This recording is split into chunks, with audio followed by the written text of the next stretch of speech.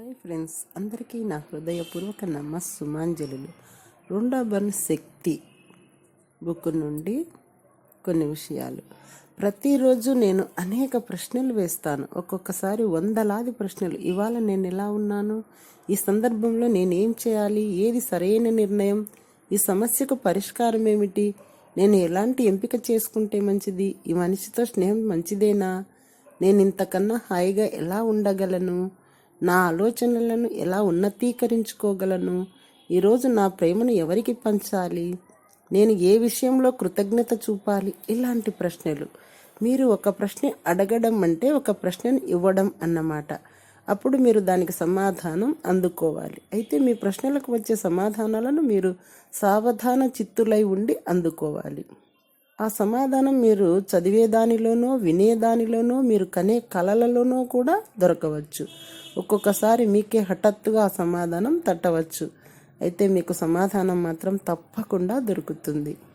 నేను ఏదైనా ఎక్కడో మర్చిపోతే, ఉదాహరణకి నా తాళం చేతులు ఎక్కడా అని ప్రశ్నిస్తాను. నాకెప్పుడు సమాధానం దొరుకుతుంది. కానీ అక్కడితో ఆగదు. అవి దొరికాక ఈ సందర్భం నాకేం సందేశం ఇచ్చిందని అడుగుతాను. అంటే నేను వాటిని వేరే చోట ఎందుకు పెట్టాను, ఖచ్చితంగా ఏదో కారణం ఉంటుంది. ఏది యాదృచ్ఛికం కాదు కదా. ఒక్కొక్కప్పుడు నాకు ఇలాంటి సమాధానం వస్తుంది.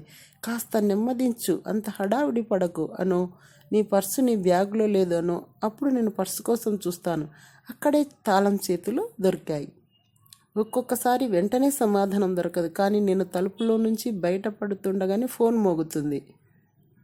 నేను తీసుకున్న అపాయింట్మెంట్ రద్దయిందని ఇప్పుడు నాకు అర్థమవుతుంది. తాళం చెవులు కనపడకపోవడానికి ఒక కారణం మీద ఉందని. ఇట్లా జీవితం పని చేయడాన్ని నేను ప్రేమిస్తాను.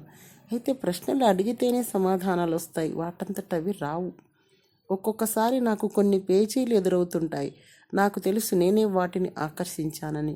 అలా ఎందుకు జరిగిందని ప్రశ్నించుకుంటే నాకు ఒక పాఠం చెప్పడానికని సమాధానం వస్తుంది. మళ్ళీ ఎప్పుడు అట్లా చేయకుండా నాకు దక్కిన ప్రతి ఆనందానికి, సంతృప్తికి, ప్రపంచానికి కృతజ్ఞతాబద్ధురాలునై ఉంటాను. అందరిలోనూ అన్నింటిలోనూ మంచినే చూడడానికి ప్రయత్నిస్తాను. నేను ప్రేమను పంచిన కొద్దీ అది నాలో ప్రవహిస్తున్నట్లే భావిస్తాను. ఊపిరాడనంత ప్రేమ నాకు అందుతున్నట్లు భావిస్తాను. మీరు అందుకున్న ఏ విషయాన్నైనా తిరిగి ఇవ్వడానికి ప్రయత్నిస్తే ప్రేమశక్తి ద్విగుణీకృతమవుతుంది, మీకు మరింత లాభం కలుగుతుంది. ఒకసారి ఇలా జరిగితే మీ జీవితమే మారిపోతుంది. Thank you.